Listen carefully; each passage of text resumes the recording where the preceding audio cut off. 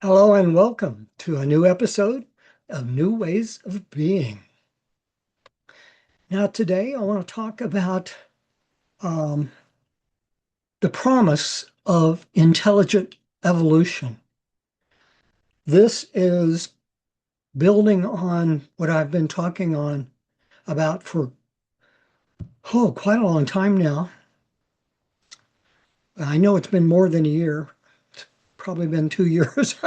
I lost track, but that is the new scientific discoveries about the nature of the universe.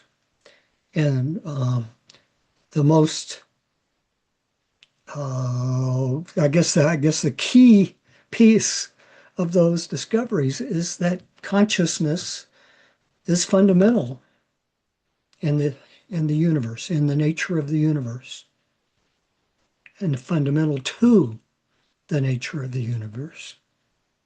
So I'm just going to jump right in and start talking about this because this is a very important subject. I continue to understand it better over time. And so what I'm going to talk about reflects that. But this is something you should pay attention to. I can, I think it is very, very important relative to the promise, the future, the kind of life that every human being can have, and um, for the future of humanity as a whole. Humanity is evolving primarily in consciousness. We may have physical evolution that's going along with that, but I'm not too aware of what the nature of that would be. So let me first talk about what those new scientific discoveries are. I want to go through them and then build on top of that. All right. The first is what I just mentioned a minute ago, that consciousness is fundamental. And consciousness, the easiest way to think about it, consciousness is very contextual. We can talk about it in different contexts, in different ways, but it's easiest to think about consciousness as awareness. When we are aware, paying attention, that is awareness. And so the nature of the universe itself is awareness. Awareness is the most dominant of the universal principles that I'm going to talk about. Consciousness comes first. But when we talk about the physical universe and how it has evolved and what it looks like, then we have to look at some other principles as well. And of those, unity, which unity means the universe holds together. It is one whole. And um, it the idea of wholeness ties very closely to unity. But there's an aspect of wholeness that I haven't talked about too much, and that is that it is hologramic. Now, I used to use the word holographic, that the whole of the universe, and I don't think I used to say it this way, but information about the whole or the characteristics of the whole is contained in every piece of the universe. And I've learned from Marshall Lefferts, who wrote the book Cosmometry, and I interviewed him. That episode is on on my podcast and on my YouTube channel. Um, but he points out that it's the correct word is hologramic, and and this is what he says about it. What is key is understanding that wholeness pertains to the deeper nature of reality, and that the information of the whole is present at every point in the universe. Now, I'm not going to spend the whole, that probably deserves a lot more conversation. And I've not um, researched that from the full scientific perspective to be able to talk about that in in depth. But just beginning to understand that idea that the information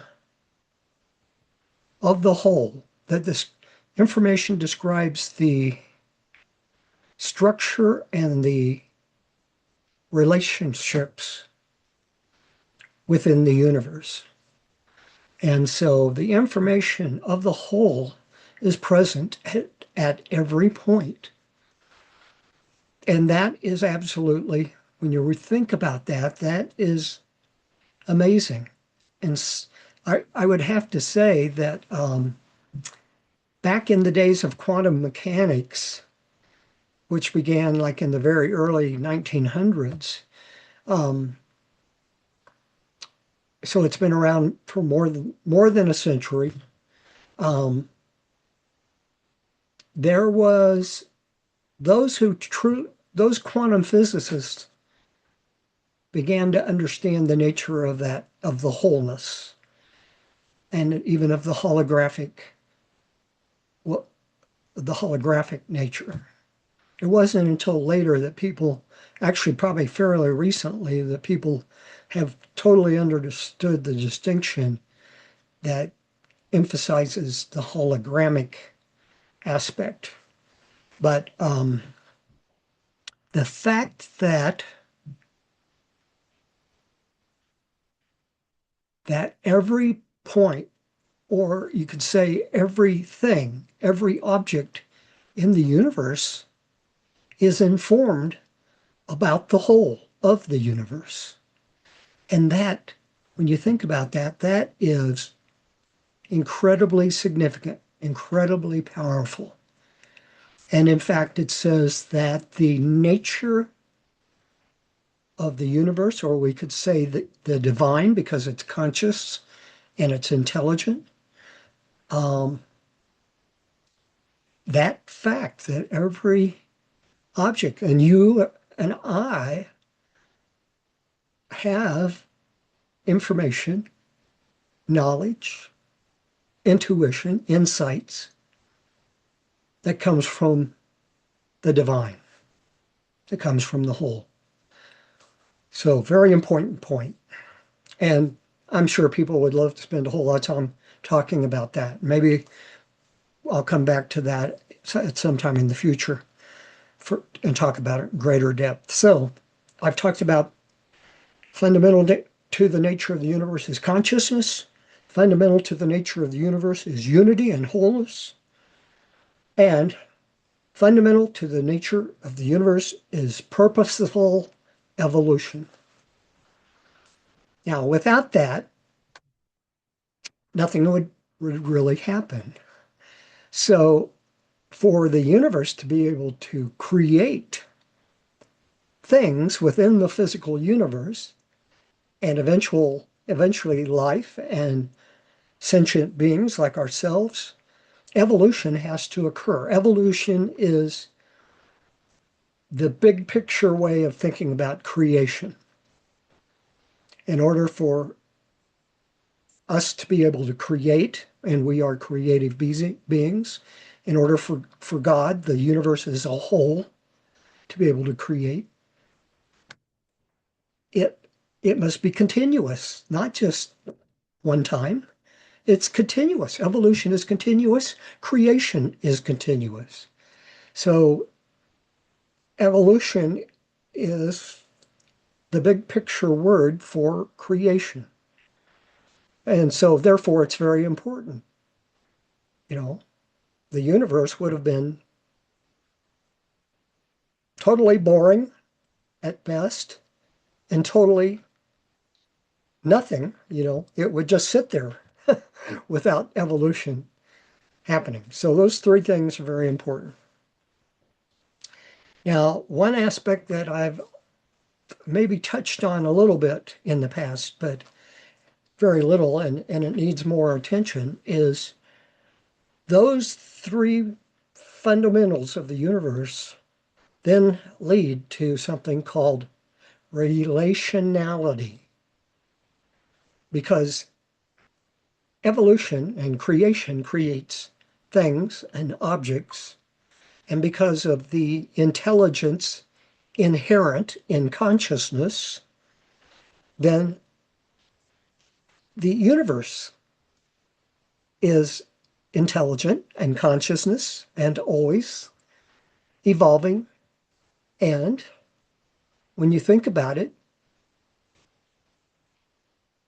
it would logically only evolve in one direction, and that's towards greater consciousness, greater intelligence, greater evolution, greater wholeness. And so that deserves a lot more conversation. And boy, there are some terrific resources becoming available now that I may have I may have touched on before, but I've in the past I've had multiple interviews with Jude Curvin, and she's the leading cosmologist, I would say, from what I know, about in understanding all of the new scientific discoveries. And so I've learned a lot from her, and a lot of people around the world have learned a lot from her. But she's not the only one that has been exploring this and researching it and understanding it.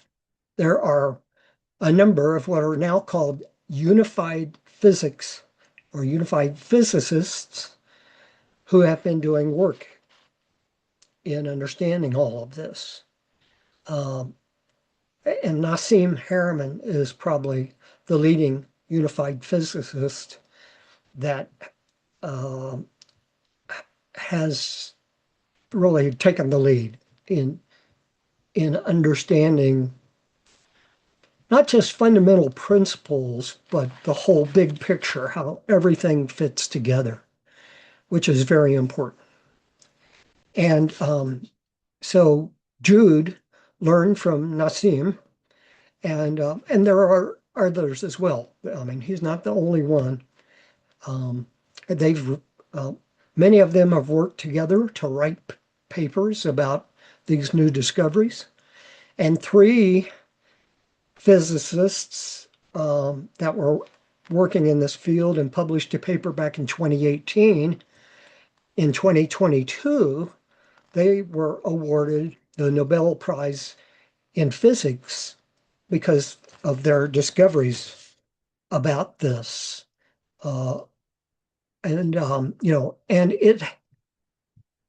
the discoveries and the evolution of the understanding has continued since that time. It hasn't stopped, and it's gotten deeper and more profound.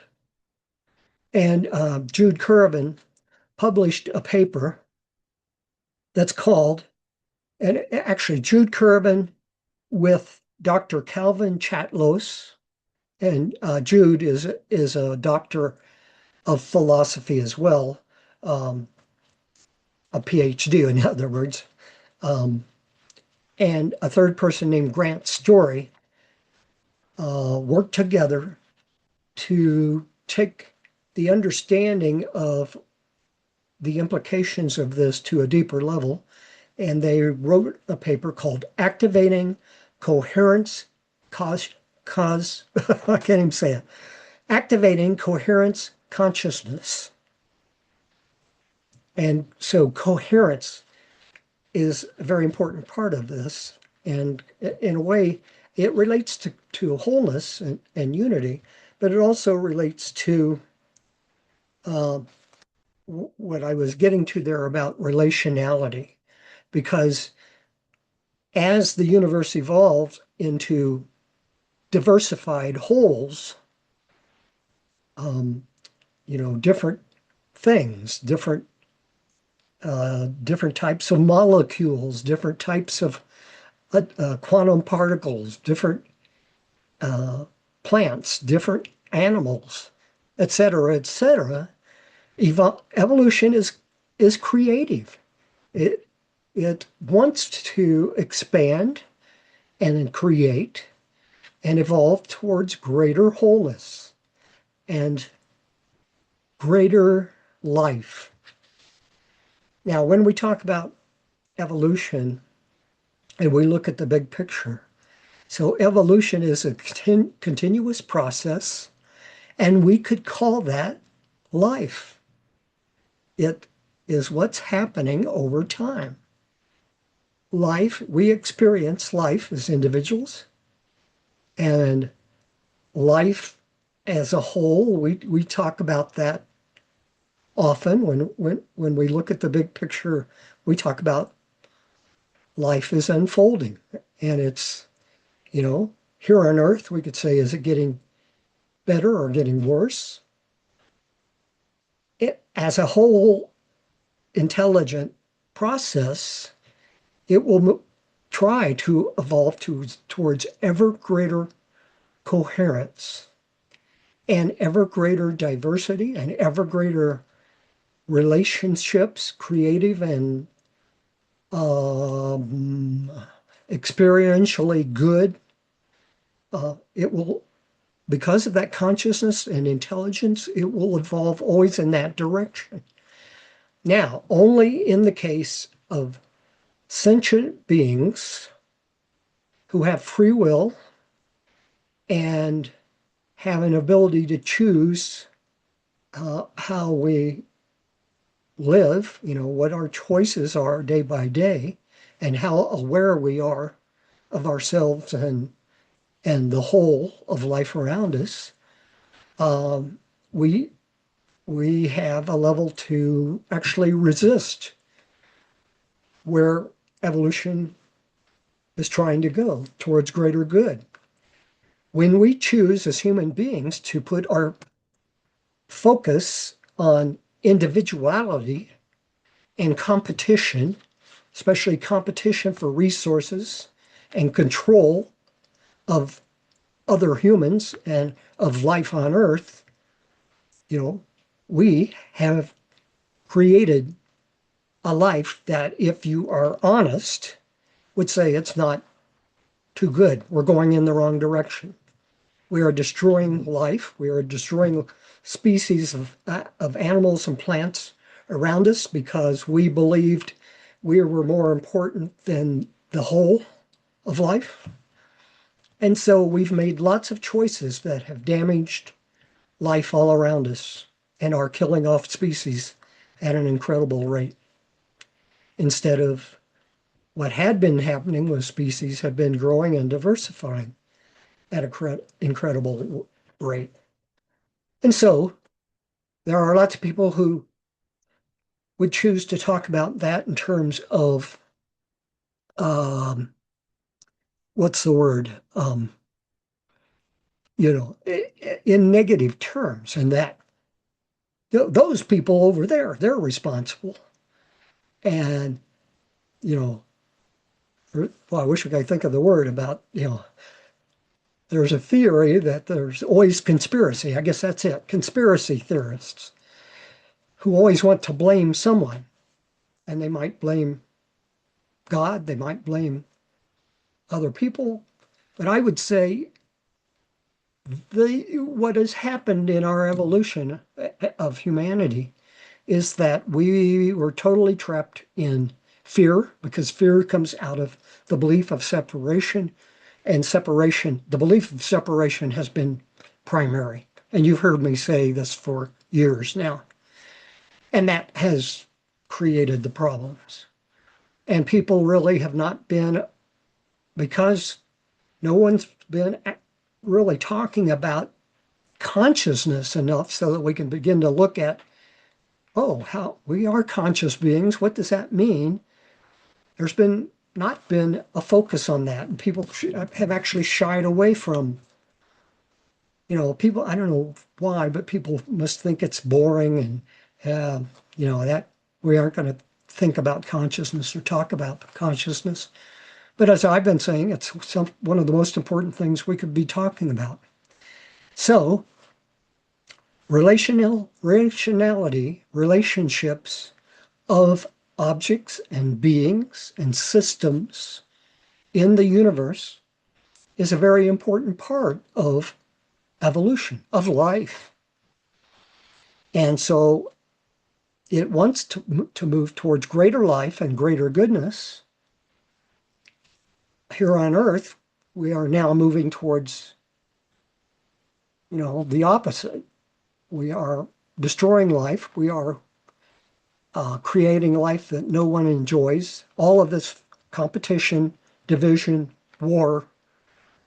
There is a place for competition in evolution, but it is not dominant like some Darwinists thought.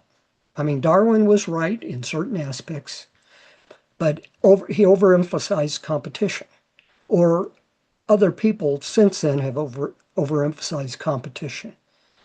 What is more important is collaboration, which is a part of wholeness, to work together towards greater good and greater life and wise use of resources, etc. So relationality is very important, and closely related to that is coherence. Because like if we look at ourselves as a complex system of many parts, which we are, um, to work with evolution and with consciousness at a deep level, we would always want to choose to move towards greater life and greater good. And that means we want our whole self, body, mind, and spirit, to be fully integrated, working together to its optimum, working together to its full awareness, because right now we're not very aware. We've not focused on awareness. We focused on thinking. And that's a competitive use of our, I won't say brain power, our, our life force, our energy, our creative potential. And so what we've been learning in the last couple of years, with Jude Curvin leading the way, is that choosing coherence and moving towards greater coherence, and not just within the parts of ourself, but with, like, myself with another person, and in fact every other person that I interact with. When we move towards greater coherence, we move towards greater wholeness and greater good. When we disregard that, or dismiss it, or don't build those relationships in constructive ways, then we can create the opposite, actually. We create incoherence. And that's when things don't work together, they clash. Okay, now when we look at the big picture, like some things might, like some animals might develop and evolve to use a certain environmental set of things, like to be in a certain environment where certain kind of, say, omnivores who live by killing and eating other animals, or by eating plants as well. I guess I should have said carnivores. Um, People might see that in a competitive light, but there's a place for that because it also helps maintain balance of, like I'm sure all of you have heard about the like numbers of, say, wolves have, or even say numbers of deer within one particular area, like in Yellowstone, for example, have to be managed. So they need something that balances that, like a carnivores like wolves, um, because otherwise it may deplete resources in a damaging way. Okay, so it's a complex thing, and in some ways you could say difficult to talk about, but it's a very important aspect that I had not brought up before because I had not heard particular focus on it. Now, in more recently in the past, particularly in the past year, there's been a lot of focus on relationships and coherence and understanding that more and more in the big picture. Now, I don't want to make this too long and drawn out, so I'm going to bring it towards an end here. I want to talk about then what this implies is that, and what I would like to emphasize to you is that there's a golden promise in the design of the universe and, particularly intelligent evolution. Some people, for many different reasons, might have a total misunderstanding of evolution or kind of a negative idea about evolution. And I want to emphasize what we've been learning relates directly to what spiritual, deep spiritual traditions, like Vedantic traditions, for example, and indigenous traditions have known for millennia, for a very long time. Those people were able to see by going into their inner understanding of what they were seeing in the world around them and understanding what it meant. They came to an understanding of consciousness, of unity and and wholeness, and they could see that things evolved over time. Things change over time. Without evolution, like I said, nothing would change. It would be a very boring place. So, and the universe, the divine, is very creative, very intelligent. Now, awareness is not the same thing as intelligence. You know, awareness is a fundamental capability of paying attention and of focusing and seeing and understanding. Whereas intelligence is accumulated knowledge over time, and especially about how to apply our knowledge and our awareness.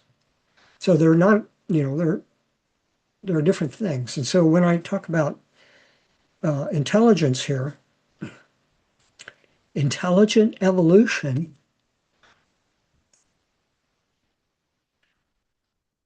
is actually another good word would be wisdom, wise. Intelligent evolution is wise. It takes what happens as things evolve over time is they become more complex. Um, they become more like, particularly when we look at everything in the world around us, all of life, it's very interactive. There are, and even the environment evolves and changes over time and affected by different things that occur over time. Things like our the Earth's orbit around the sun and how that changes in cycles over long periods of time. And also, the sun and the solar system are moving through, our galaxy and revolving within a rotational movement within the galaxy. So it's complex. And that complexity creates, changes. And so, like plants and animals must adapt to those changes over time. Um, so what I'm wanting to say here is that there's golden promise in evolution that we need to understand so that we can appreciate it, because it is good. The nature of the universe is good. All parts of that are good. Consciousness, unity, wholeness, purposeful evolution. All of that works together towards greater good if we work with the whole of the universe. And so what also then becomes important to understand out of that, and and and it also says that relationality and coherence is important. So we need to get then that understanding of this evolutionary process to appreciate it and to work with the universe and to work with evolution to move towards the greater good that we desire. So, and it implies something that some people, you know, might be surprised at. And it, probably more so in the past than now when we're beginning to understand this from a big picture point of view better. If we talked about the one consciousness of the universe, the universal consciousness as the divine, and you know that I use that term, and I use it to mean it's another word for one consciousness, but it also does tell us that it is intelligent and good by its nature. It is always moving towards greater good. It has that purpose. We can observe that in studying what we know about the universe and the world. And so sentient beings participate in life. That's how I said life is another word for the continuous evolution overall. That life, those are equal terms. And also, the universe has chosen to, in its evolutionary process, to create sentient beings like ourselves. And we have every reason to believe that there are other kinds of sentient beings out in the universe and even within our galaxy. We've been given free will and the ability to choose and to create. In fact, what I understand is that the universe wants every person to be able to actively participate in life and to create the life that they desire. Now, from everything I've said, though, that would imply, though, that it doesn't, it emphasizes the individual as a part of the whole. It's always within the whole. And that single individual beings should not damage the greater whole around them. But right now, that's certainly the case of what's happening. And there are lots of people who want to gobble up all the resources, especially the money in this world, and hold on to it and control it and do things for themselves. Donald Trump and Putin and every other dictator who has ever existed has operated that way. And the great promise of democracy since the American Revolution had, and actually probably I would say before that, when intelligent people started talking and literate people started talking about the promise of an idea like democracy and realizing that the greater good in the long run has to be better for all of us and for the world. And we're proving that right now, the world the way it is, because we don't have that broad understanding. We let people get away with hogging resources and fighting wars over resources, et cetera, instead of working with the universe and working with an intelligent evolution in that evolutionary process. So, so we have the ability to choose. That's very important. And what is also very important when you study the nature of the universe as I'm describing it is that it's important that we learn from our choices. That's how the universe works. It learns from its choices and it moves towards those that create greater coherence and away from those that don't, that cause greater incoherence. Those will fall away because they are damaging in the long term. They're not moving us towards and moving the universe towards greater good or greater life. So think about that. This is a very, very important ideas to understand. Now, I'm about to wrap up here. I'm not sure how long I've been going now, but we, what I would say in a way is obvious from what I've described. When you have consciousness and unity and wholeness and purposeful evolution as fundamental, then that moves towards the greater good. Anything else, if it didn't, the universe would fall apart and quit working. It would just fall apart. So that's the only thing that makes sense. And